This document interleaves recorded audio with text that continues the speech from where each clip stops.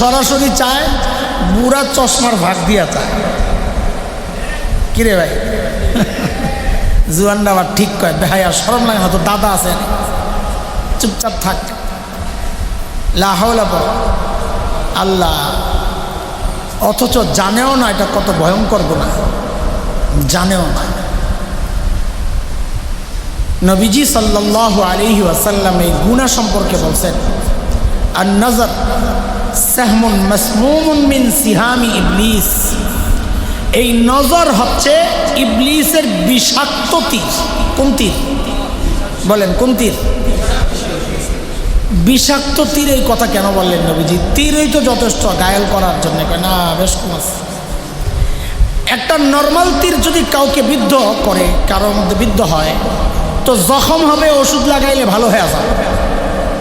কিন্তু বিষ মাখা একটা তীর যদি কারোর মধ্যে, কারো উপর বিদ্ধ হয়, তখন এখানে ওষুধ লাগাইলে ভালো হয় না, কারণ বিষটা রক্তের সাথে সারা শরীরে ছড়ায় গেছে। এই চোখ হচ্ছে ওই গুনাহ, যে গুনাহ দিয়া সারা শরীরের গুনার যে শক্তিগুলো সবগুলো জায়গা ওঠে। চোখ দিয়া দেখছে, জবানের শক্তি জায়গা ওঠে, ওই মেয়েটার সাথে একটু কথা বলতে মন চায়। চোখ দিয়া দেখছে, কানের শক্তি জায়গায় ওঠে, কান তার একটু কথা শুনতে মন চায়। চোখ দিয়া দেখছে, হাতের শক্তি জায়গায় ওঠে, তাকে একটু স্পর্শ করতে চায়। চোখ দিয়া দেখছে, চূড়ান্তভাবে তাকে পেতে চায়। মস্তিষ্ক বিগড়ায়া যায়, গোটা শরীরের মধ্যে গুনার এই শক্তি ছড়ায় গেছে। এই জন্য নবী বলেন, এই চোখ হচ্ছে শয়তানের বিষাক্ত তীর, বিষ ছড়ায় যায় গোটা শরীরের চোখের মতো। অথচ এই যে অনেকে আমাদের কাছে, বিশেষ করে যুবকরা এসে আমাদের কাছে খুব বলে, হুজুর এবাদতে মজা পাই না। এটা খুব ইজি কথা, এবাদতে মজা পাই না। মজা যে পাই না এটা বোঝাও যায়। কেমনে বোঝা যায়? মসজিদে আসে সবার শেষে, যায় সবার আগে, বোঝা গেল মজা পাইতেছে না। অথচ মজা পাইলে তার গুণ হওয়া দরকার ছিল এমন, ওয়াকলবুহু মুআল্লাকুন বিল মাসাজিদ, মসজিদে তার দিল লেপটে থাকতো, আসলে যাইতে মন চায় না, গেলে আর বাইরে থাকতে মন চায় না। এটা হলো ইমানদারের কথা। কিন্তু আমরা এখন জুতাগুলাও এমন পজিশনে রাখে যেন তাড়াতাড়ি যাওয়ার সময় আবার জুতা আটকায় না যায়। এমন মানুষও আছে। মাঝে মাঝে বলি, এটা সেজদা দেয়, আয় আল্লাহ, কিরে ভাই সেজদা দাও, এটা কি দাও, খালি টপাটপ মারতেই থাকে। আমি মাঝে মাঝে দুষ্টমি করি, বলি যে আমরা হাফেজ, আরবি বলার ক্ষেত্রে আমাদের ঠোঁট যত স্পিডে চলে, দুনিয়ার কারো ঠোঁট এত স্পিডে চলে না। হাফেজরা যত স্পিডে আরবি পড়তে পারে, দুনিয়ার কেউ পড়তে পারবে না। তো অনেকের সেজদার দিকে আমি তাকায় থাকি, যে দেখি সুবহান রাব্বিয়াল আলা 3 বার তো পড়বে কমপক্ষে। কেমনি পড়ে দেখি আমি একবার পড়ার মধ্যেই উঠে যায়, কিন্তু কেমনি পড়লি? তো পরে বুঝছি কাম একটা আছে, অপশন 2টা, হয় সে যাওয়ার সময় একবার পড়ে, গিয়ে একবার পড়ে, ওঠার সময় একবার পড়ে, এটা অথবা বাড়ির থেকে পড়তে পড়তে আসে, মসজিদে এসে খালি সেজদাটা মারে, আবার যাইতে যাইতে পড়ে। এছাড়া সেজদায় গিয়া 3 তাসবিহ পড়া কোনোভাবে সম্ভব না। আমি হিসাব মিলাইতে পারি না। কেন রে ভাই, কেন? হাদিসে আসছে, ইন্না আকরাবা মা ইয়াকুনুল আবদু মির রাব্বিহি ওয়া হুয়া সাজিদ, একজন বান্দা আল্লাহর সবচেয়ে নিকটে পৌঁছে যায় যখন সে সেজদায় লুটায়। কোরআনেও আল্লাহ নির্দেশ করছেন, সেজদা করো, আল্লাহর নৈকট্য লাভ করো। আমি আয়াতটা পড়লাম না, আবার সেজদা ওয়াজিব হয়ে যাবে সবার উপর। এটা অনেকে খেয়াল করে না, আমরা আয়াত পড়ে ফেলি, যে আল্লাহ এটা বলছেন। সূরা আলাকের শেষ দিকে আসছে,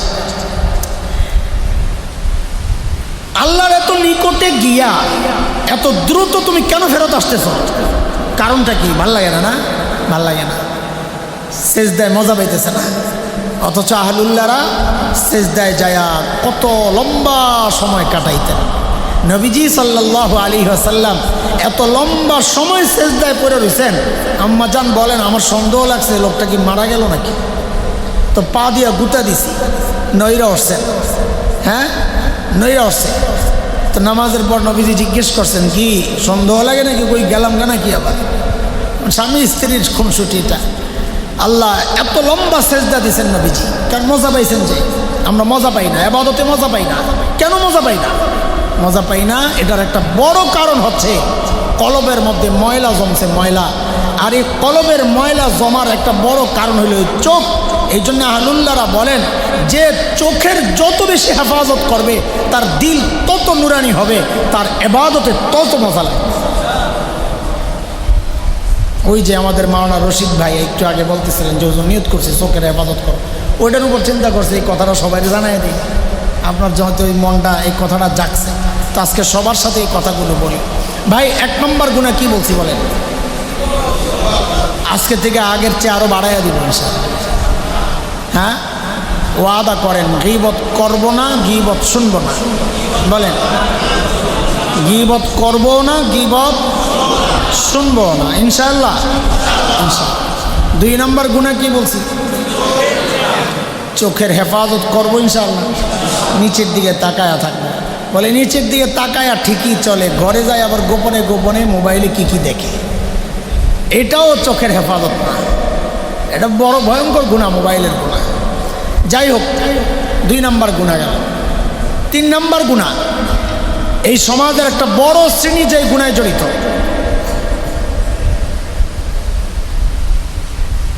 এই মজলিসের দিকে তাকাইলে গুনাহ হয়তো খুঁজা নাও পাইতে পারেন, কিন্তু আপনি হাটে যান, ঘাটে যান, বাজারে যান, স্কুলে যান, কলেজে যান, অফিস আদালতে যান, দেখবেন এই সমাজের অধিকাংশ পুরুষ দাড়ি কাটার গুনায় জড়িত। কি ভাই? হ্যাঁ, দাড়ি কাটা জায়েজ না? সিরাতের আলোচনা শুনতে বসছেন, হ্যাঁ, নবীজি দাড়ি রাখছেন, এটা সবাই জানেন না? যারা কাটে তারা জানে না? যান, ভালো করেই যান। তো সে নবীকে কি মহব্বত করে যে নিজের মুখটাকে নবীর মতো বানাইতে পারে নাই, অথচ যেই দলের সাপোর্ট করে ওই দলের জার্সি পরে ঘুরে বেড়ায়। এর কেমন মুসলমান বলেন তো? পাগল, পাগল। কয় নম্বর গুনাহ গেল ভাই বলেন? হ্যাঁ বলেন, শুরু থেকে বলেন, মুখস্থ করেন। 3 নম্বর। 4 নম্বর গুনাহ, এই সমাজের বড় একটা অংশ পুরুষের এই গুনায় জড়িত, সেটা হচ্ছে টাকনুর নিচে কাপড় পরার। আপনি রাস্তায় দাঁড়ায় দেখেন অধিকাংশ পুরুষ টাকনুর নিচে কাপড় পরে। আর পরে যে টাকনুর নিচে কাপড় পরা যে গুনায় জানে না, কি মনে হয় আপনাদের? জানে যে কেমনি বুঝলেন আপনারা? আমরা টের পাই মসজিদে যখন নামাজের জন্য আসে দেখি প্যান্ট পরতে থাকে। কিরে ভাই প্যান্ট কেন বড়? তার মানে ও জানে প্যান্ট টাকনুর নিচে নেওয়া যাবে না। আমি আপনাদেরকে জিজ্ঞেস করি, প্যান্ট টাকনুর উপরে কাপড় পরা এটা নামাজের ফরজ না পুরুষের ফরজ? তো ও কি বলতে চায়? মাঝে মাঝে মজাক করে আমার মুসল্লিদেরকে বলি, এই আপনি যে মসজিদে এসে প্যান্ট বটেন, তা আপনি কি বুঝাইতে চান? আমি যখন মসজিদে ঢুকি আমি পুরুষ, মসজিদ থেকে বাইরে আমি মহিলা নাকি? তো কি কারবারটা কি? কাপড় কই পরবো সবসময় ইনশাআল্লাহ? বলেন কোথায়? টাকনুর উপরে কাপড় পরবো, নাহলে আল্লাহ নারাজ হবেন। কয় নম্বর গুনাহ গেল? 5 নম্বর গুনাহ, যারা পর্দা করে না, খুব ভালো করে শুনেন, যারা পর্দা করে না তাদের সম্পর্কে বলছি না, যারা পর্দা করে এই সমাজের অধিকাংশ পর্দানশীল নারী যে গুনায় জড়িত। পর্দা যারা করে না ওদের হিসাব বাদ, ওরা আমাদের কেউ না। পর্দা করে যারা, তাদের অধিকাংশ এই গুনায় জড়িত। কি সেটা? সেটা হচ্ছে ফ্যাশনের বোরকা। বলেন কি? হ্যাঁ, এটা যে গুনাহ, এটা দলিল নেন, দলিল। সূরা নূর, কোন সূরা? 18 নম্বর পারার সূরা নূর 31 নম্বর আয়াত। আল্লাহ তাআলা এই আয়াতে ছোট্ট করে একটা কথা বলেছেন, মুফাসসিররা বলেন এইটাই পর্দার মূল কথা। সেটা কি? সেটা হচ্ছে ওয়ালা ইউবদিনা জিনাতাহুন্না, মেয়েরা যেন তাদের সৌন্দর্য প্রকাশ না করে, এটা হচ্ছে পর্দার মূল কথা। মেয়েরা যেন তাদের সৌন্দর্য প্রকাশ, কাজেই কোনো নারী যদি ছালার চট গায়ে দিয়ে নিজের সৌন্দর্য গোপন করে তো ইসলাম বলবে সে শরিয়া অনুযায়ী পর্দা করছে, বোরকা পরার দরকার নাই। কোনো নারী যদি ঘর থেকে একটা কাঁথা মুড়ো দিয়ে নিজের সৌন্দর্য গোপন করে তো ইসলাম বলবে সে শরিয়া অনুযায়ী পর্দা করেছে।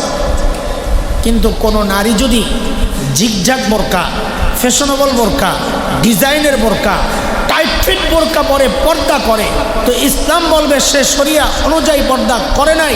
কেন? শরীয়তের পর্দার উদ্দেশ্য হচ্ছে সৌন্দর্য গোপন করা, আর এই সমস্ত বোরকা দিয়া সৌন্দর্য গোপন হয় না, বরং সৌন্দর্য ওপেন হয়। লা হাওলা ওয়ালা কুওয়াতা ইল্লা বিল্লাহ। ঠিক তো জোরে সোরে বললেন বেডিগো বিরুদ্ধে গেছেন এইকা, কিন্তু জালেম এই বোরকা তো কিনা দিছেন আপনি। আসামি ও না, আপনি আসামি। আপনি দিলেন কেন? আপনি এই বোরকা বানিয়ে দিলেন কেন? কেন এই বোরকা কিনা দিলেন? আমাদের মুফতি রফিকুল ইসলাম, আল্লাহ তাআলা তার খেদমতকে কবুল করেন, আমাদের খুব প্রিয় ছাত্র, খুব প্রিয় শাগরেদ, মাশাআল্লাহ। ওই হুজুরের বউয়ের বোরকা দেখেন না আপনি? ওই দাওয়াত ও তাবলীগের মেহনতের সাথে যারা জড়িত আছে তাদের স্ত্রীদের বোরকা দেখেন না আপনি?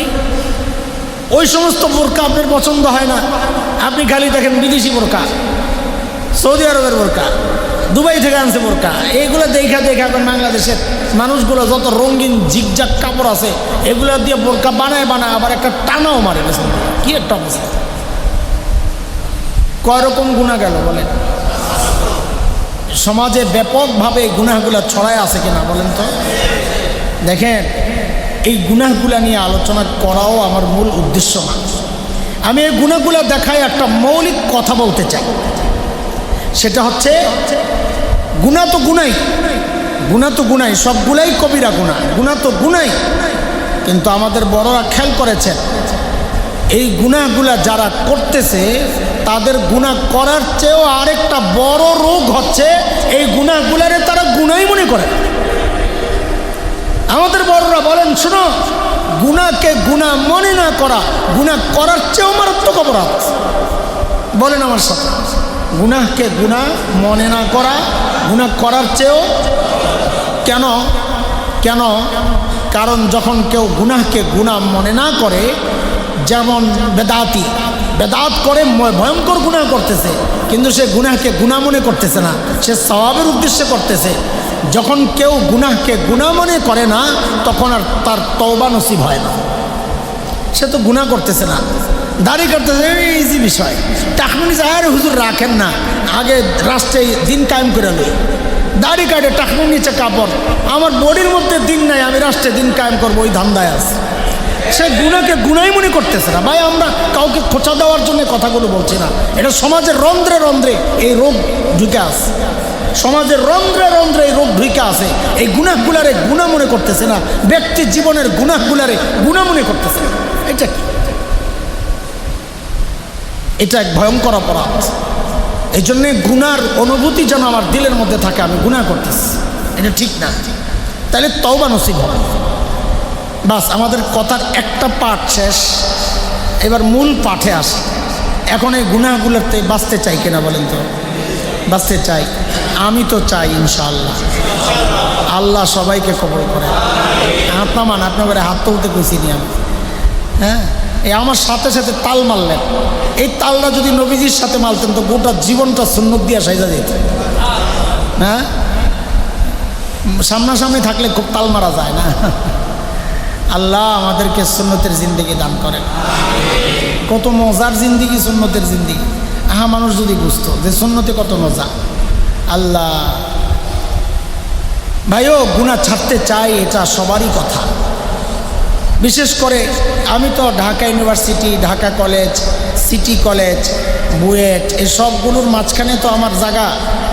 তো এই কলেজ ইউনিভার্সিটির অনেক ছেলেপেলে আসে আমার কাছে, আমারে বড় হুজুর মনে করে না, ওই বড়দের কাছে যাইতে সাহস পায় না। আমি ছোট মানুষ তো কুট করে আমার কাছে আইসা পড়ে, অনেক কথাবার্তা হয়। তো এখন দেখি দিনের উপর যারা চলতে চায় ওই ছেলেদের অনেকের এই একটা কথা, ওস্তাদ গুনাহ তো ছাড়তে চাই কিন্তু ছাড়তে পারি না।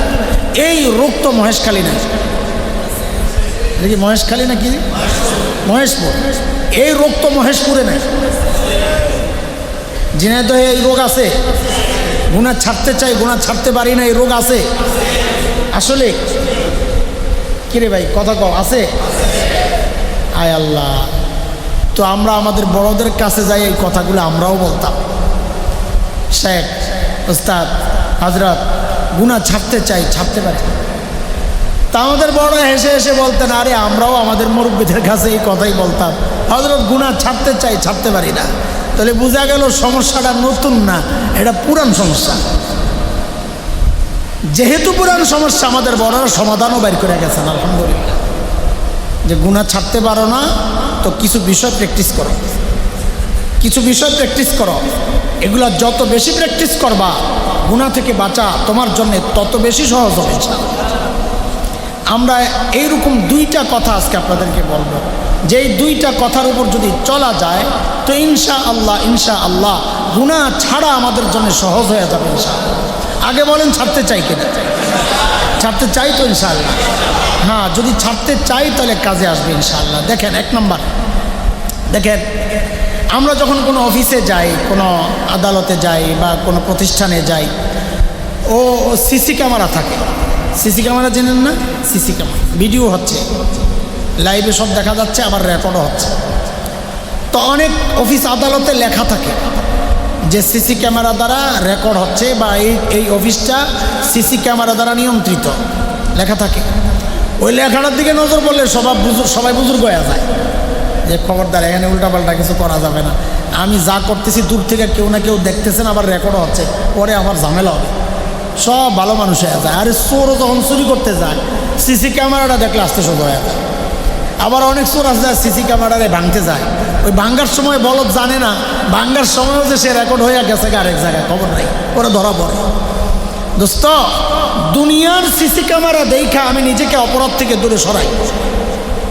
দুনিয়ার সিসি ক্যামেরার শক্তির প্রতি আমার এতটা ভয়, অথচ এতটুকু অনুভূতি আমার নাই যে আমাকে প্রতি মুহূর্তে আল্লাহর নিযুক্ত করা, একটা দুইটা তিনটা চারটা পাঁচটা না, আল্লাহর নিযুক্ত করা আটটা ক্যামেরা প্রতি মুহূর্তে আমাকে রেকর্ড করতেছে। কয়টা বলে? আপনাদেরকে বোঝানোর জন্যে সিসি ক্যামেরা বললাম। শরীয়তের ভাষা হচ্ছে, কোরআনের ভাষা হচ্ছে সাক্ষী। আমাদেরকে কয় সাক্ষী পাহারা দিচ্ছে? আমাদের প্রত্যেকটা কথা, প্রত্যেকটা কাজ ওই 8 সাক্ষী দ্বারা রেকর্ড হয়ে যাচ্ছে। সাক্ষীগুলো মনে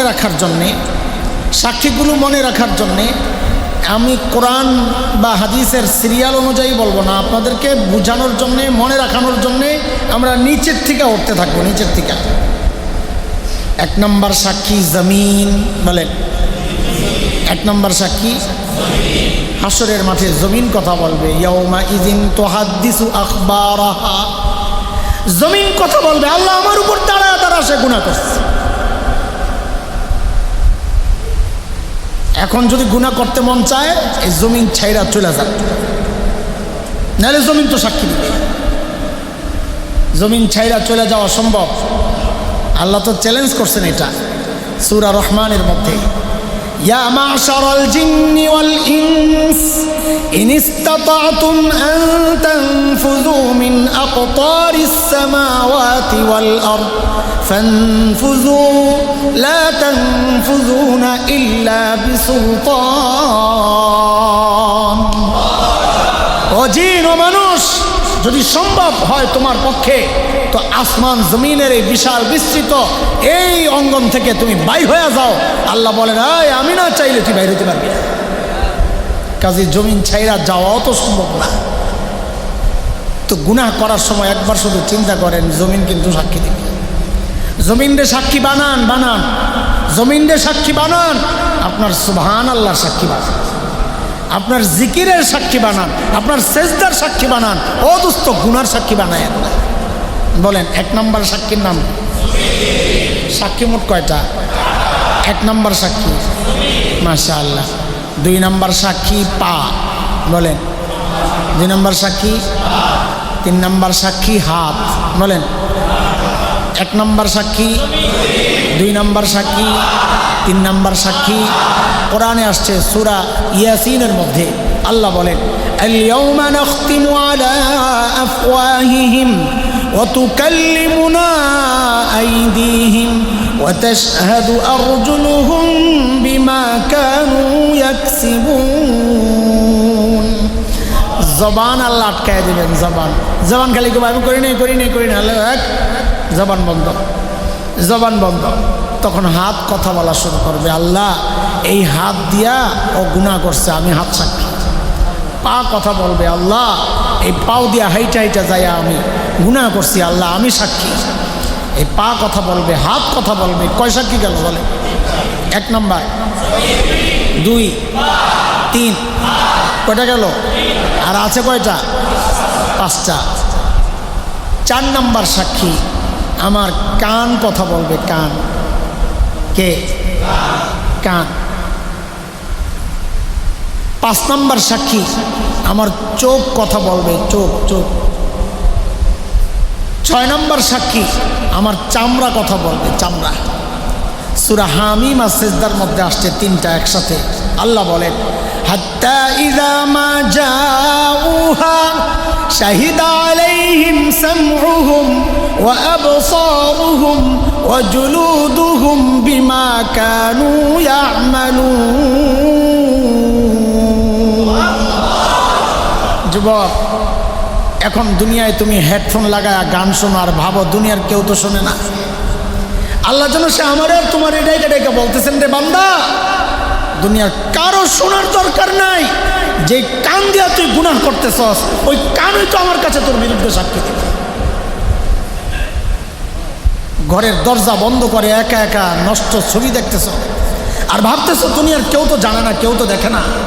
আল্লাহ যেন বলছেন, কারো জানার দরকার নাই, কারো দেখার দরকার নাই। যে চোখ দিয়ে তুই গুনাহ করতেছস, ওই চোখই তো আমার কাছে তোর বিরুদ্ধে সাক্ষী দেবে। চামড়া যখন সাক্ষী দিবে, মানুষ অসহায়। কিরে চামড়া, তোমার বিরুদ্ধে দিয়ে আমার, তোমার ব্যাপারে দিয়ে আমার কত পেরেশানি ছিল, ময়লা লাগে ধুয়ে দিছি, ডলছি, সাবান লাগাইছি, আর তুমি আমার বিরুদ্ধে সাক্ষী দিলা? হ্যাঁ, মানুষ চামড়ার বিরুদ্ধে অভিযোগ করবে। ওয়াকালু লিজুলুদিহিম লিমা শাহিদতুম আলাইনা ক্বালু আনতাকানা আল্লাহুল্লাযী আনতাকা কুল্লা শাই। চামড়া বলবে, ভাই আমার দোষ কি? যেই আল্লাহ চোখে কথা বলার শক্তি দিছেন, যেই আল্লাহ কানকে কথা বলার শক্তি দিছেন, হাত পাওকে কথা বলার শক্তি দিছেন, ওই আল্লাহ আমাকেও শক্তি দিয়া তোমার বিরুদ্ধে সাক্ষী দিতে হুকুম করছেন, আমি কি করব? আয় মালিক, কয় সাক্ষী গেল? বলেন বলেন, তাড়াতাড়ি বলেন। কয় সাক্ষী? 6 সাক্ষী। আবার বলেন তো। 1 নাম্বার, বারবার বলাচ্ছি যেন সারাক্ষণ এগুলো মাথায় ঘুরে, যে এই সাক্ষী একটা, এই একটা গুনাহ করা যাবে না। এটা দিলের মধ্যে ঢুকাইতে পারলেই কথাটা গুনাহ করা যাবে না। গুনাহ এখন তো গুনাহ ছাড়া কঠিন, তখন গুনাহ করা কঠিন হবে ইনশাআল্লাহ। বলেন 1 নাম্বার, 2, 3, 4, 5, 6। মাশা। 6 নাম্বার সাক্ষী, 7 নাম্বার সাক্ষী হচ্ছে ফেরেশতারা, যারা আমাদের আমল লেখে। ফেরেশতারা কিরামান কাতিবিন না? হ্যাঁ, আচ্ছা একটু বলেন তো, কিরামান কোন কান্দে থাকে? ডান কান্দে। এটা জানার জন্য তো জিজ্ঞেস করছি। আর কাতিবিন কোন কান্দে থাকে? বাম কান্দে। সুবহানাল্লাহ। হাইসেন না, হাইসেন না, এটা সারা দুনিয়ায় ছড়ায় আছে এই খবর। আপনি হাইসা কি করবেন? ও ভাই, আপনার যে কিরামান রে ডাইন কান্দে দিয়া দিলেন, আর কাতিবিন রে বাম কান্দে দিয়া দিলেন। কাতিবিন মানে হচ্ছে লেখক। তো লেখক ফেরেশতারা করবো, আম করে বাম পাশে পাঠিয়ে দিলি তো খালি খারাপটাই লিখবো খালি। না না, দুইটা একই জিনিস। কিরামান মানে সম্মানিত, কাতিবিন মানে লেখকগণ। তো কিরামান কাতিবিন মানে সম্মানিত লেখক ফেরেশতাগণ। ডান পাশে যারা তারাও সম্মানিত, বাম পাশে যারা তারাও সম্মানিত। বুঝে আসছে কথা? এই দুইটা ভাগ করেন না, কিরামান কাতিব। এটা কোরআনের কথা, সূরা ইনফিতারের মধ্যে আসছে। ফেরেশতারাও সাক্ষী দিবে আল্লাহর আদালতে। হ্যাঁ, কয় সাক্ষী গেল? তাড়াতাড়ি তাড়াতাড়ি, একটু তাড়াতাড়ি বলেন, কয় সাক্ষী? এই 7টা যতদিন পড়ছি একরকম অনুভূতি ছিল আমার কথা বলতেছি, কিন্তু 8 নাম্বার সাক্ষীটা যখন দেখছি কলিজা মোচড় দিয়ে উঠছে। কেন জানেন? কারণ দেখছি সবগুলো সাক্ষী বলার সময় আল্লাহর বলার ঢং ছিল একরকম। এই 8 নাম্বার সাক্ষীটা বলার ক্ষেত্রে আল্লাহর দেখলাম ঢং পাল্টায় গেছে। কেমন জানি আল্লাহ খুব কঠিন হয়ে গেছে। হ্যাঁ, সেই 8 নম্বর সাক্ষী হচ্ছে প্রত্যেকের আমল নামা। বলেন কি? প্রত্যেকের আমল নামা হচ্ছে 8 নম্বর সাক্ষী, যার কারণে সূরা কাহফের মধ্যে আসছে বান্দার সামনে যখন আমল নামা খুলে দেওয়া হবে, পড় ইকরা কিতাবাক, তোর আমল নামা তুই পড়, আমার হিসাব করা লাগবে না, আমার হিসাব বিচার করা লাগবে না, তুই নিজেই বুঝবি, পড়। আল্লাহ বান্দার আমল নামা যখন খুলে দেওয়া হবে, আমল নামাটা দেখাই দিবে একটা চিৎকার, আমল নামা দেখাই দিবে একটা চিৎকার। দুনিয়ায় কত গুনাহ করছি, কোনো গুরুত্ব দেই নাই, ছোট গুনাহ মনে করছি, পাশ কাটায় গেছি, হয়ে গেছে, শেষ, মুইছা আসি নাই পেছনে।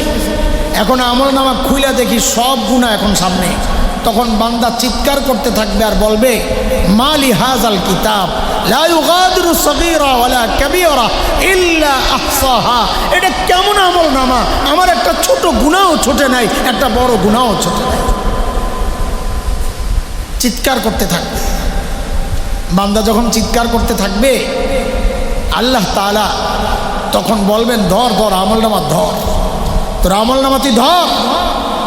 তো আমল নামা ধরবে, ডান হাত, বলে না না এই হাত না, বাম হাত ধর।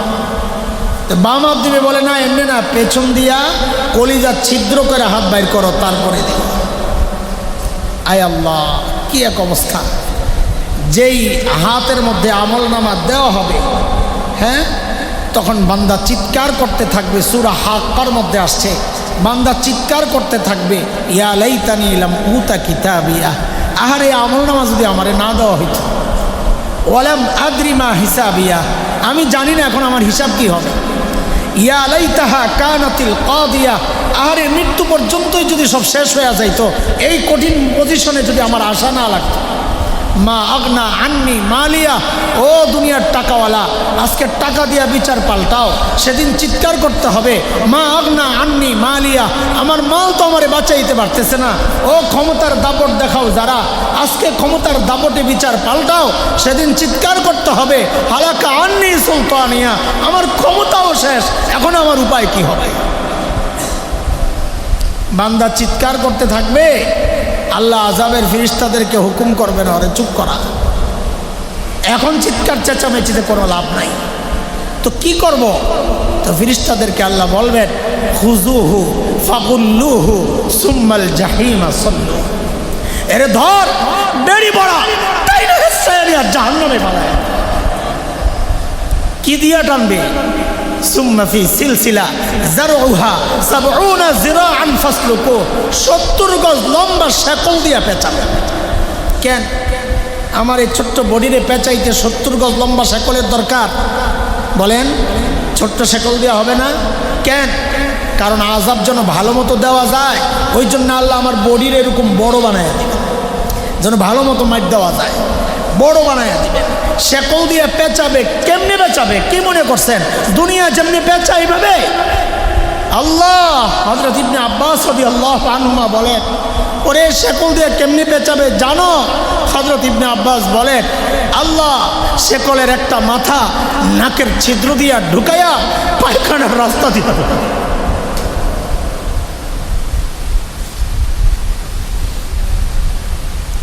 লা হাওলা ওয়ালা কুওয়াতা।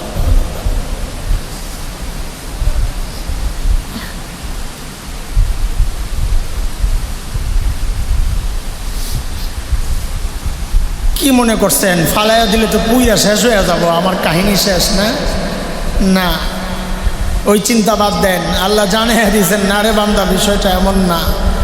পোড়াবো যে, কুল্লামা নাদিজাত জুলুদুহুম বাদদালনাহুম জুলুদান গায়রাহা লিয়াযুকুল আযাব। এক চামড়া পড়বে তো আল্লাহ বলেন, আমি নতুন চামড়া লাগাই আবার পোড়াবো। এই কঠিন আযাবের মুখোমুখি হতে না চাইলে গুনাহ ছেড়া দিই, গুনাহ ছেড়া দিই, যে কোনো গুনাহ, ছোট না বড়, আমি ওগুলো তালাশ করবো না।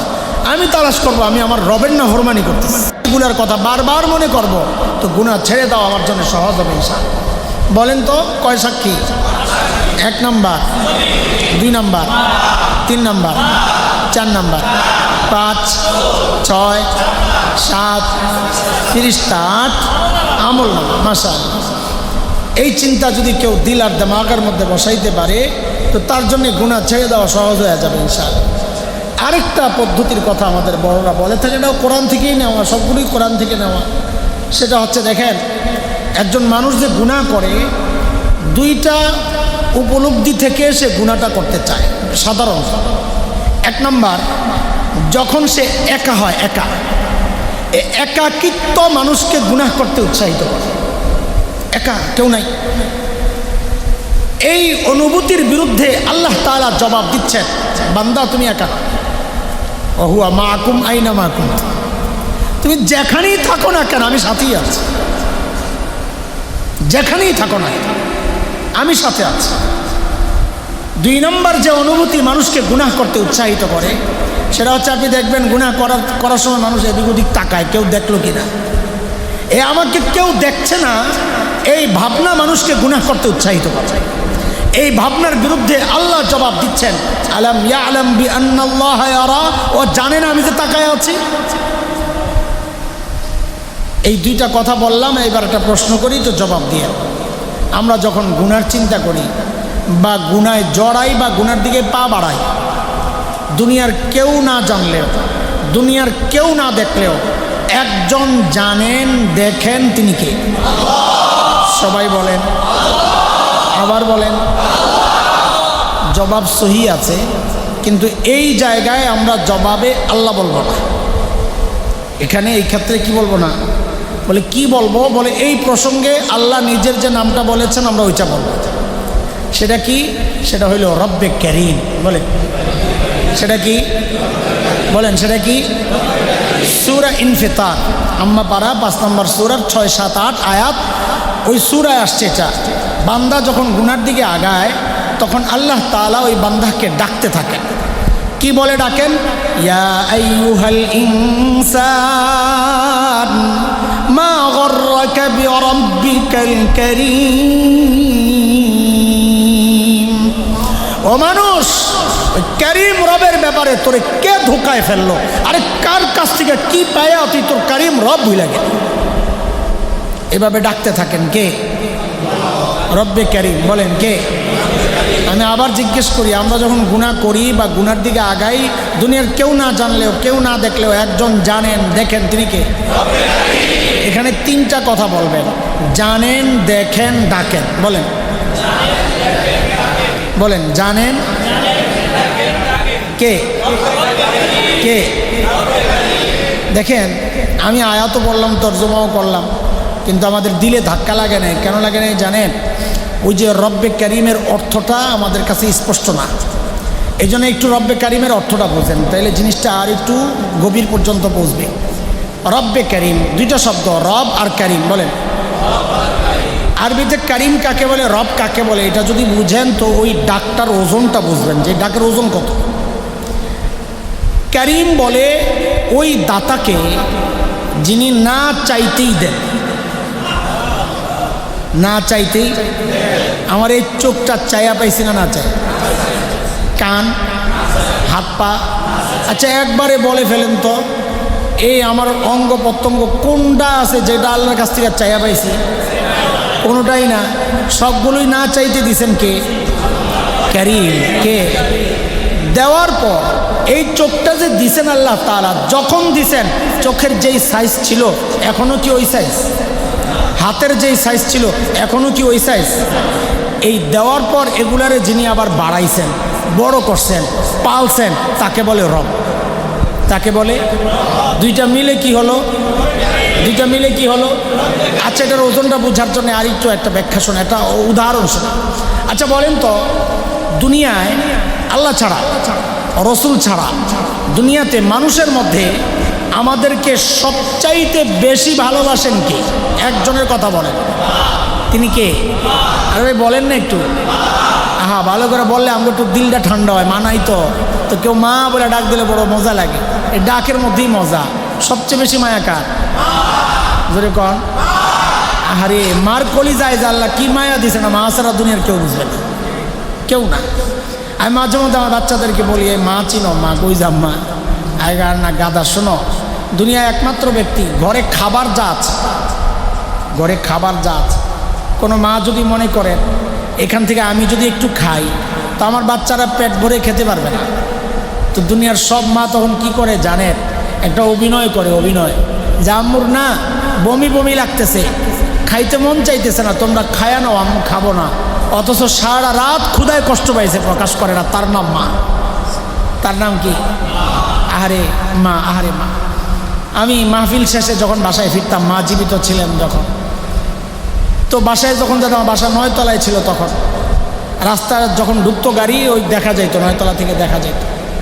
তো মাঝে মধ্যে উপরে তাকাইতাম কৌতূহল যে কেউ একজন দাঁড়ায় রয়েছে, সবসময় যা দেখি। তো চাবি থাকতো, বাহির দিয়ে খোলা যায় তালা, ওই সিস্টেমের। ঘরে যখন ঢুকতাম রাত 2:30 3টা, কখনো আরও পরে, ঢুইকা দেখতাম বউ ঘুমাইতেছে, বাচ্চারা ঘুমাইতেছে। ভাই ঘুমের টাইমে ঘুমাবে, এটা তো কোনো অপরাধ না, ঠিকই তো আছে। কিন্তু একজন মানুষকে যায় প্রায় সজাগ পাইতাম, তিনি মা। কখনো দেখতাম জানালার কাছে দাঁড়ায় রয়েছে, রাস্তার দিকে তাকায় রয়েছে।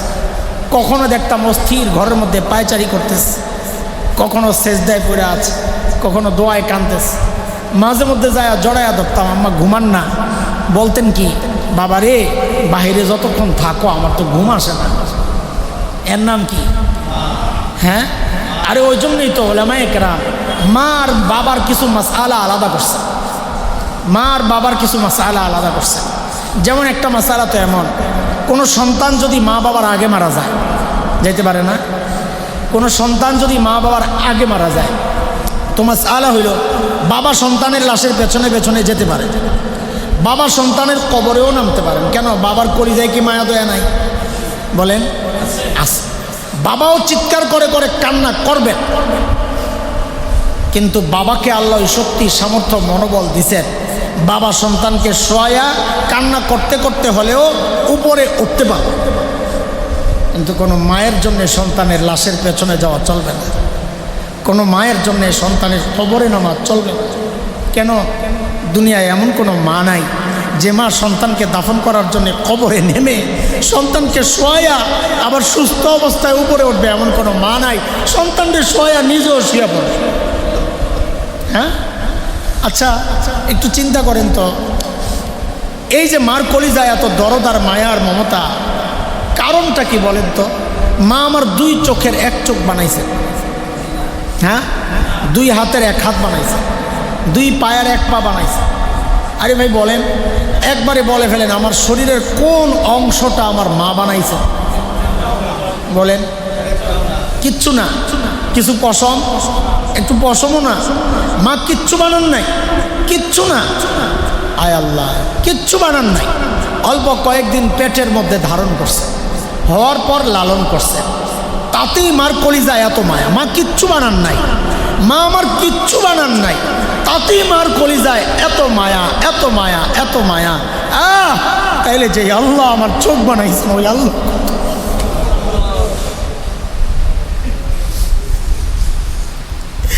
যে আল্লাহ আমার হাত পাও বানাইছেন, ওই আল্লাহ, যে আল্লাহ আমার এত এত নিয়ামত দিয়া বাচ্চা।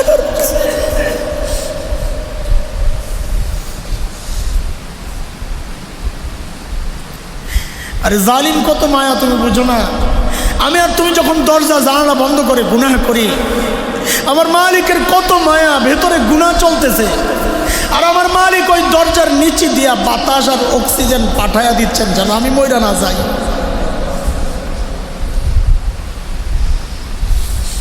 দোস্ত, আমি আপনি যখন গুনার দিকে আগাই না, তখন মালিক এই মায়ার কথাগুলো মনে করা দিয়া দিয়া ডাকতে থাকেন কি, ইয়া আইয়ুহাল ইনসান মা গররাকা বিরাব্বিকাল কারীম।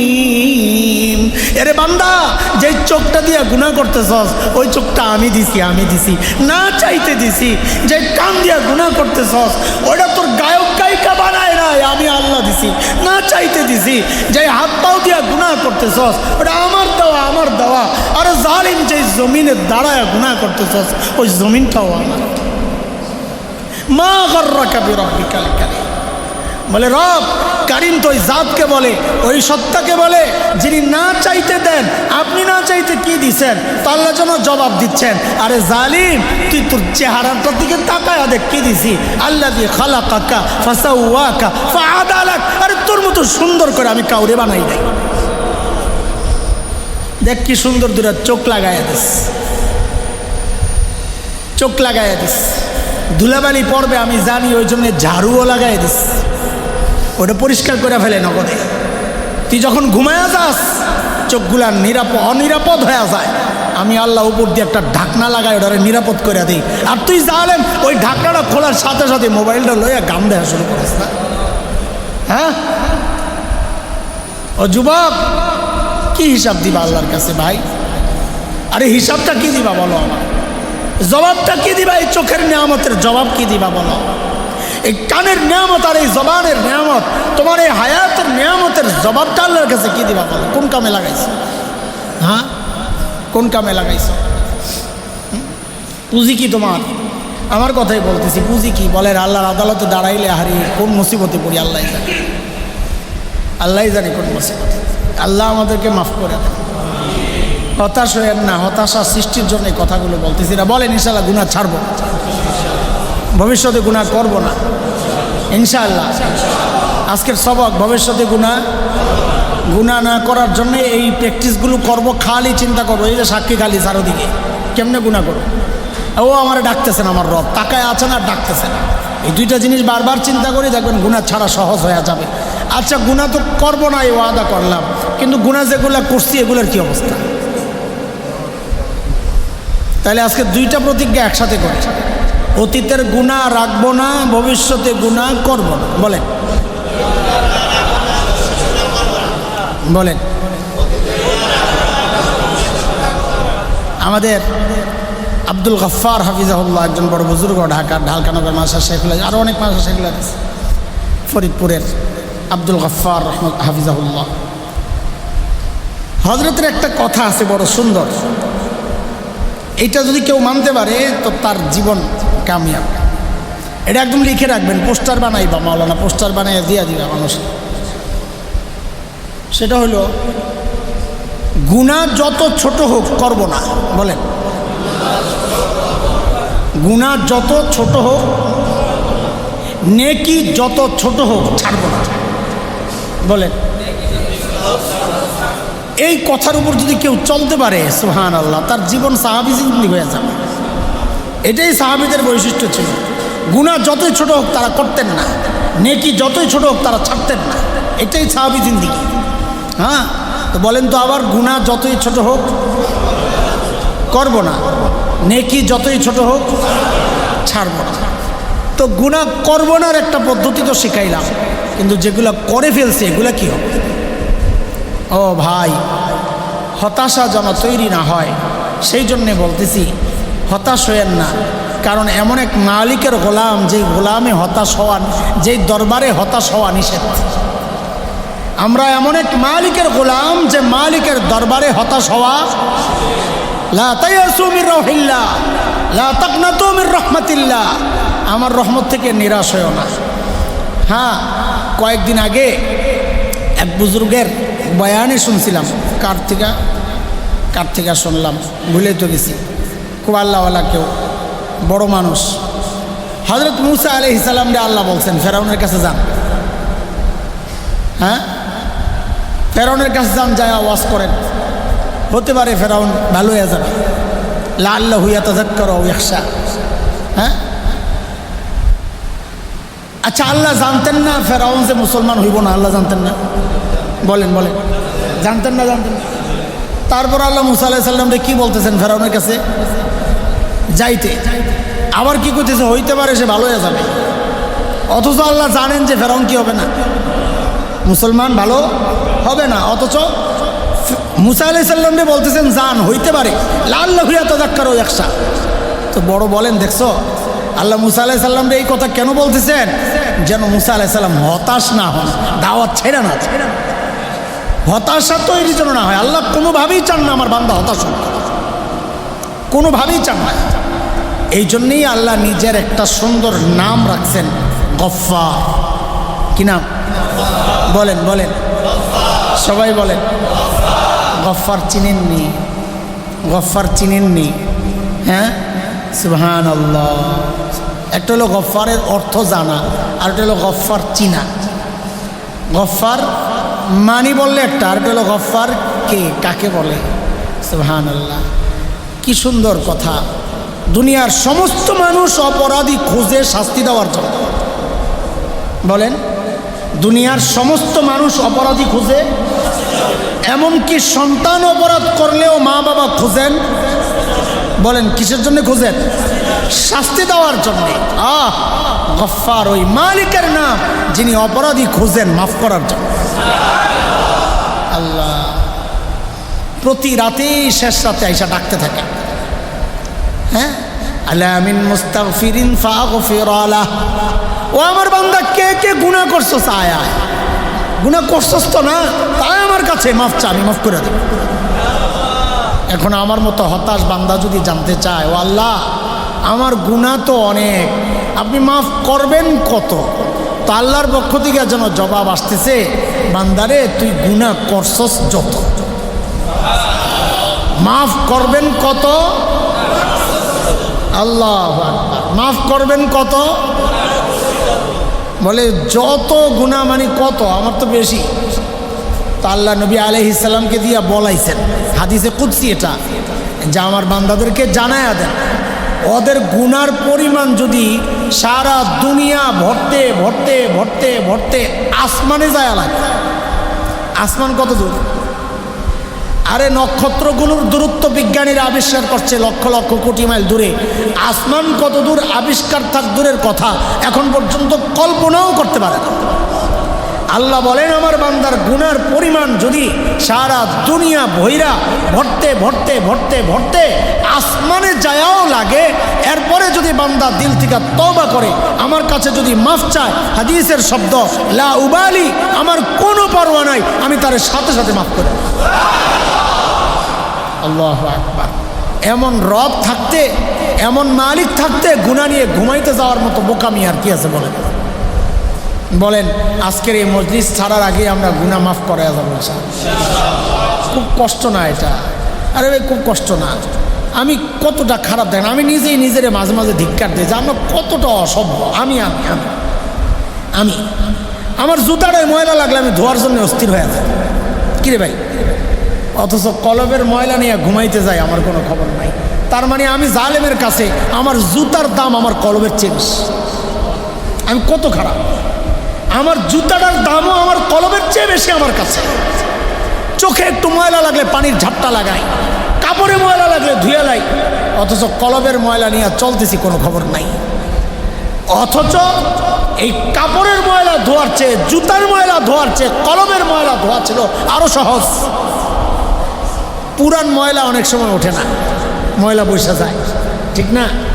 অথচ কলবের ময়লাগুলা যদি পুরান কেন শত শত বছরের গুনাহ হয়, ওইটারে যদি খালি একটা এর ধাক্কা লাগানো যায়, এক ফোঁটা চোখের পানি দিয়া যদি ওই কলবটার একটু ভিজানো যায়, আয় মালিক। নবীজি সাল্লাল্লাহু আলাইহি ওয়াসাল্লাম বলেন, ওই কলবটা এত পরিষ্কার হয়ে যায় যেন ইনটেক কলব ছিল, সে কোনো গুনাহই যেন করে নাই। আত-তাইবু মিনাজ যামবি কামান লা যামবা, কোনো গুনাহই যেন করে নাই। এত সহজ বিষয়টা কেন করতেছে না? গুনাহ করা কঠিন, গুনাহ মোছা সহজ। বলেন গুনাহ করা, আরে করতে তো লাগছে 50 বছর, মুছতে লাগবে 1 মুহূর্ত। করা কঠিন, মোছা সহজ। আমরা কঠিনটাই বারবার করি, সহজটা করি। আমরা কত খারাপ চিন্তা করেন। এই জন্যে আজকের এই মজলিস আমরা শেষ করব একটা প্রতিজ্ঞা করে বাড়ি যাব ইনশাআল্লাহ। সেটা কি? অতীতের গুনাহ রাখবো না। বলেন কি দিয়া মুছবো? তওবা দিয়া, একটু চোখের পানি দিয়া, একটু অনুতপ্ত লজ্জিত হইয়া আল্লাহর কাছে কামনোবাক্যে আল্লাহর কাছে ক্ষমা চায়া, ভবিষ্যতে গুনাহ না করার দৃঢ় অঙ্গীকার কইরা, অতীতের গুনার জন্য লজ্জিত হইয়া, পাওনাদার থাকলে তা মিটাইয়া, গীবত করলে মাফ চাইয়া, সব কিছু কইরা নিজেরে পাক সাফ করে ফেলবো ইনশাআল্লাহ।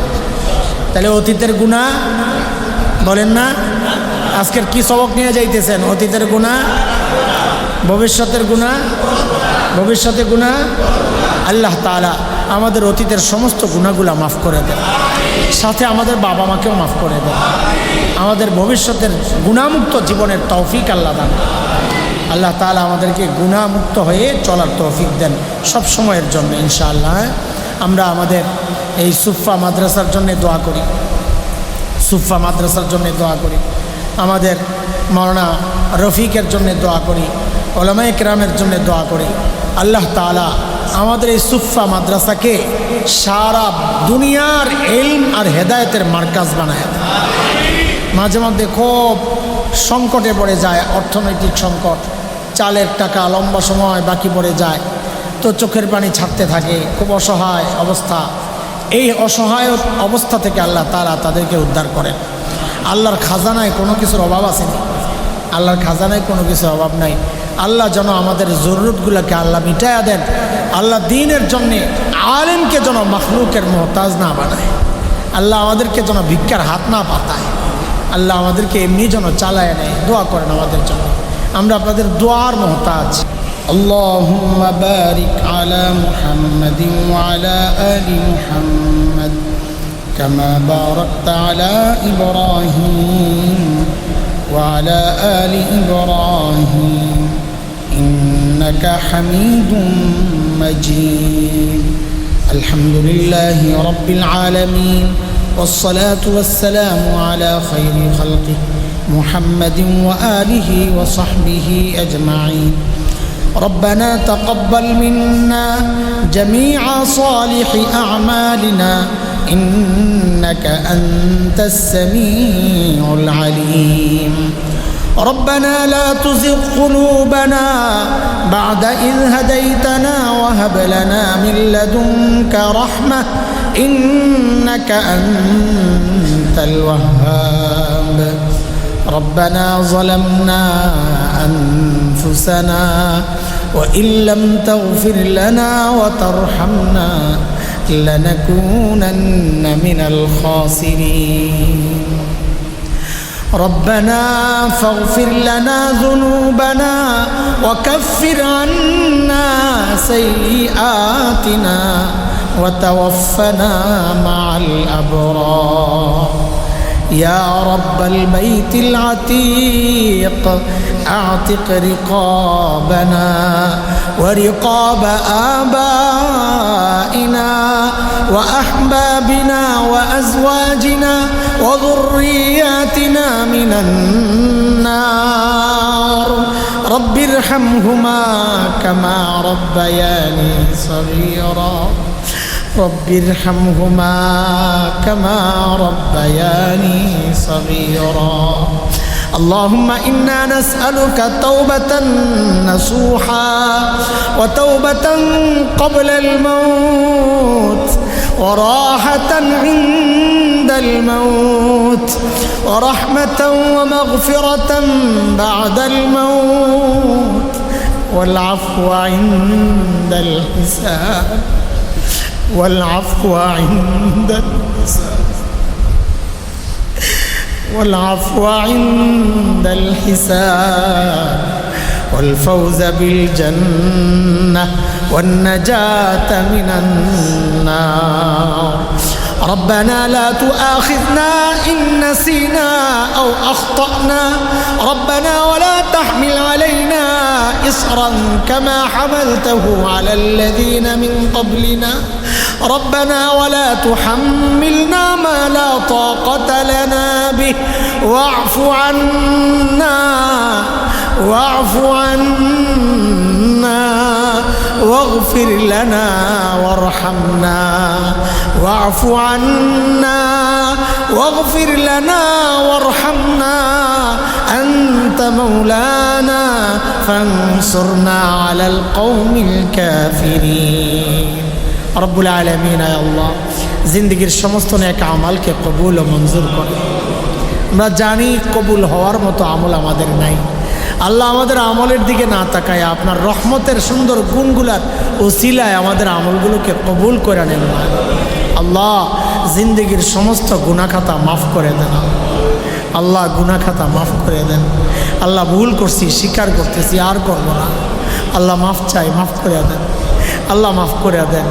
এমন কোনো পুঁজি নাই যারে উসিলা দিয়ে আপনার কাছে হাত পাতব না। এমন কোনো আমল নাই যারে উসিলা দিয়া মাফ চাইব না। আমাদের তো ভরসার জায়গা একটাই, যেই মালিকের দুয়ারে হাত পাচ্ছি তিনি মাফ করাকে ভালোবাসেন। আল্লাহ ওই ভরসায় আপনার কাছে হাত পাচ্ছি। আল্লাহ আমাদেরকে মাফ করে দেন আল্লাহ, আল্লাহ মাফ করে দেন আল্লাহ, আল্লাহ বাকি জীবন গুনাহমুক্ত থাকার তৌফিক দেন আল্লাহ। আপনি তাড়াইয়া দিলে শয়তান খুশি হয়ে যাবে, আর আপনি মাফ করে দিলে আপনার হাবিব খুশি হয়ে যাবেন আল্লাহ। আপনার হাবিবকে খুশি করার জন্য হলেও আমাদেরকে মাফ করে দেন। ও মালিক, সাদা দাড়িওয়ালাদের চোখের পানি দেখছেন আপনি আল্লাহ, টকবগে যুবকের চোখের পানি দেখছেন ও আল্লাহ, ওলামাদের চোখের পানি দেখছেন তো মালিক। আল্লাহ এই মানুষগুলার নিশ্চয়ই নেক আমল আছে, না হলে চোখে কেমনে পানি আসে। ও আল্লাহ, তাদের এই নেক আমলগুলোর উসিলায় আমাকেও মাফ করে দেন, সবাইকে মাফ করে দেন আল্লাহ। আল্লাহ আমাদের সবাইকে মাফ করে দেন আল্লাহ, আল্লাহ সবাইকে মাফ করে দেন আল্লাহ। পাকড়াও করেন না, আমরা ক্ষতিগ্রস্ত হয়ে যাব আল্লাহ। আল্লাহ দুনিয়ায় লজ্জিত করেন না আল্লাহ, আল্লাহ আখেরাতে লজ্জিত করেন না আল্লাহ। আমাদের গুনার শাস্তি, আমাদের ভুলের শাস্তি আমাদের সন্তানদেরকে দিয়েন না আল্লাহ, আল্লাহ ওদেরকে নষ্ট হইতে দিয়েন না আল্লাহ। আমাদের সন্তানগুলারে কবুল করেন আল্লাহ, জাহেদ আর মুত্তাকি বানায়া দেন আল্লাহ। আল্লাহ ওরা আমাদের হোক বা না হোক তাতে কিচ্ছু যায় আসে না, আমাদের একটাই চাওয়া ওরা যেন আপনার হয়ে যায় আল্লাহ। আমাদের মৃত্যুর পর আপনার রহমতের দুয়ারে ভিক্ষার হাত পেতে যেন পড়তে পারে, রব্বির হামহুমা কামা রব্বায়ানি সাগীরা। আল্লাহ আমাদের সকলের সন্তানকে এমন নেককার বানায়া দেন, মুত্তাকি বানায়া দেন, পরহেজগার বানায়া দেন, নাজাতের ওসিলা বানায়া দেন, দুনিয়া আখেরাতের পেরেশানির কারণ বানায়েন না মালিক। আয় মালিক, আমাদের মা বাবাকে মাফ করে দেন আল্লাহ, মা বাবাকে মাফ করে দেন আল্লাহ। যাদের উসিলায় আপনার সেজদা করি মালিক, যাদের উসিলায় আপনার কালামের তিলাওয়াত করি আল্লাহ, যারা আপনার সাথে আমাদেরকে পরিচিত করাইছেন, আয় আল্লাহ মা বাবা যদি মাঝখানে না থাকতেন আয় আল্লাহ বেঈমানও হইতে পারতাম মালিক। যাদের ওসিলায় আপনাকে চিনছি ও আল্লাহ, তাদেরকে আপনি আয় আল্লাহ আযাব দিয়েন না আল্লাহ, কবরে আযাব দিয়েন না আল্লাহ, আল্লাহ কবরে আযাব দিয়েন না আল্লাহ, মাফ করে দেন। ঘরে কোনো ভালো খাবার তৈরি হইলে আমাদের মুখে না দিয়া যারা কোনোদিন খান নাই মানে ওই মা বাবা কবরে কি করে জানি না আল্লাহ। আল্লাহ জান্নাতি খাবারের ব্যবস্থা আপনি করে দেন আল্লাহ। আল্লাহ নিজেরা দামি কাপড় পরেন নাই, দামি জুতা পরেন নাই, আমাদের সুখের কথা চিন্তা করে যারা এই কষ্ট করছেন আল্লাহ, তাদেরকে আপনি জান্নাতি পোশাক পরায়া দেন আল্লাহ। আল্লাহ দামি বিছানায় যারা শোন নাই আল্লাহ, তাদের জন্য জান্নাতি বিছানার ব্যবস্থা আপনি করে দেন আল্লাহ। আয় মালিক, আমাদের আপনজন দাদা দাদি নানা নানি শ্বশুর শাশুড়ি আত্মীয় স্বজন পাড়া প্রতিবেশী ভাই বেড়াদার, আমাদের আত্মীয় স্বজন, আমাদের উস্তাদ, আমাদের শেখ, আমাদের মুহিব্বিন, আমাদের ছাত্র, আমাদের মুরিদিন আল্লাহ যারা আছে সবাইকে আপনি মাফ করে দেন আল্লাহ। সবার উপর রাজি খুশি হয়ে যান আল্লাহ, সবাইকে আপনি কবুল করেন আল্লাহ। যেভাবে চললে আপনার রেজার সন্তুষ্টি থাকবে আমাদের সবাইকে সেভাবে চলার তৌফিক দেন আল্লাহ। আপনার মহব্বত দিয়া দিল ভরে দেন, আপনার হাবিবের মহব্বত দিয়া দিল ভরে দেন আল্লাহ। দিনের উপর চলা আমাদের জন্যে সহজ করে দেন, গুনার রাস্তা কঠিন বানায়া দেন আল্লাহ। গুনার প্রতি ঘৃণা তৈরি করে দেন আল্লাহ, নেক আমলের প্রতি আগ্রহী বানায়া দেন আল্লাহ। আমাদের মধ্যে যারা অসুস্থ আছে আপনি সুস্থতার নিয়ামত দিয়ে দেন আল্লাহ। যারা ঋণগ্রস্ত ঋণ থেকে মুক্ত করে দেন আল্লাহ। অভাবী মানুষের অভাব দূর করে দেন আল্লাহ। বেকারদের কাজের ব্যবস্থা করে দেন আল্লাহ। যে সমস্ত সন্তান মা বাবার অবাধ্য সন্তানকে মা বাবার বাধ্য সন্তান বানায়া দেন আল্লাহ। অবাধ্য সন্তানকে মা বাবার বাধ্য সন্তান বানায়া দেন। আয় মালিক, আয় আল্লাহ, এই সুফা মাদ্রাসা বালক বালিকা শাখা উভয় শাখাকে আপনি কবুল করেন, সারা দুনিয়ার ইলম আর হেদায়েতের মার্কাজ বানায়া দেন আল্লাহ। সব রকমের ফিতনা থেকে এই প্রতিষ্ঠান দুইটাকে হেফাজত করেন, কেলেঙ্কারি থেকে হেফাজত করেন, দুর্নাম হয় এমন যে কোনো দুর্ঘটনা থেকে হেফাজত করেন, ষড়যন্ত্র থেকে হেফাজত করেন, হিংসুকের হিংসার আগুন থেকে হেফাজত করেন। আয় আল্লাহ, আশপাশের সবাইকে মাদ্রাসা মুআফিক বানায়া দেন, কেউ যেন বিদ্বেষী না থাকে আল্লাহ। মাদ্রাসার বিরোধিতা থেকে হেফাজত করেন, সবাইকে মাদ্রাসার উপকারী এবং মাদ্রাসার মুআফিক বানায়া দেন আল্লাহ। আয় আল্লাহ, মাদ্রাসার জরুরত আপনি মিটায়া দেন আল্লাহ। আয় আল্লাহ, আমাদের সন্তান আমাদের রফিক কত কষ্ট করে মালিক আয় আল্লাহ তার এই কষ্টকে কবুল করেন। আল্লাহ কাসেম নানতুবি আকাবির আসলাফের নমুনায় চলার তৌফিক দেন, তাদের গুণ দিয়া সাজায়া দেন। আয় আল্লাহ আসাতুজা একরামকে শাইখুল হিন্দের গুণ দিয়া সাজায়া দেন। আল্লাহ ছাত্রদেরকে যুগের মাদানী যুগের দানবী বানায়া দেন। আমার মা আমার বোনদেরকে, আমার মেয়েদেরকে, আমার সন্তানদেরকে আয় আল্লাহ নেককার ঘরণী বানায়া দেন, নেক সন্তানের মা হিসাবে কবুল করেন। আয় আল্লাহ পরিবার পরিবর্তন হয়ে যায়, সমাজ পরিবর্তন হয়ে যায়, এমন আখলাকি বানায়া দেন আল্লাহ, চরিত্রবান বানায়া দেন আল্লাহ। আয় আল্লাহ শরঈ পর্দার সাথে চলার তৌফিক দেন। ও মালিক, ওরা বাসা থেকে আসা যাওয়া করে, রাস্তাঘাট অনিরাপদ, সময় বড় খারাপ। আল্লাহ এই বাচ্চাগুলো আমানত, আপনার কাছে আমরা ভিক্ষা চাই। আল্লাহ কোনো দুষ্ট হাত যেন ওদের দিকে বাড়তে না পারে মালিক। আল্লাহ এই বাচ্চাদের দিকে কোনো দুষ্ট হাত যেন বাড়তে না পারে, কোনো দুষ্ট চোখ যেন ওদের দিকে না তাকায়। আল্লাহ আপনি হেফাজত করেন, ওদের ইজ্জত আবরুর হেফাজত করেন। আল্লাহ নিরাপত্তার চাদরে সবসময় ওদেরকে আপনি ডাইকা রাইকেন মালিক। আয় মালিক আয় আল্লাহ মাদ্রাসার শুরু থেকে আজ পর্যন্ত অর্থ, সময়, শ্রম, পরামর্শ দিয়ে যারা সহযোগিতা করেছেন, বিশেষ করে এলাকাবাসী, মাওলানা রফিকের আব্বা আম্মা সহ, শ্বশুর শাশুড়ি সহ আল্লাহ প্রতিষ্ঠান পেছনে যাদের অবদান, আল্লাহ সবাইকে আপনি কবুল করেন।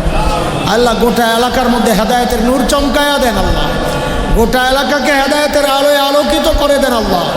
সমস্ত ফিতনা থেকে এলাকাকে আপনি হেফাজত করেন।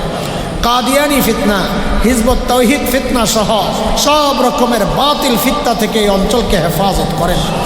আয় মালিক আয় আল্লাহ এলাকার সমস্ত মাদ্রাসাকে আপনি কবুল করেন আল্লাহ, সমস্ত মাদ্রাসাকে আপনি হেফাজত করেন, সমস্ত মাদ্রাসার জরুরতকে আপনার কুদরতি হাতে মেটায়া দেন আল্লাহ, উত্তরোত্তর উন্নতি দান করেন আল্লাহ, অসম্পূর্ণ কাজগুলোকে সম্পূর্ণ করার আসবাব আপনি পাঠায়া দেন আল্লাহ, সহজ করে দেন আল্লাহ, মাদ্রাসা চালানো সহজ করে দেন আল্লাহ। মাখলুকের কাছে আমাদের হাত পাতায়েন না মালিক, আল্লাহ দ্বীনের জন্য মাখলুকের কাছে হাত পাতায়েন না আল্লাহ। আপনার রহমতের কাঙ্গাল আমরা তো আপনার কাছেই হাত পাততে চাই আল্লাহ।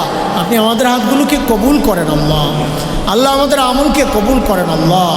আয় আল্লাহ গুনাহ থেকে বাঁচার যে রাস্তাগুলো আমরা আলোচনা করেছি, ওই রাস্তাগুলো আমাদের দিল আর দিমাগের মধ্যে আপনি বসায়া দেন আল্লাহ।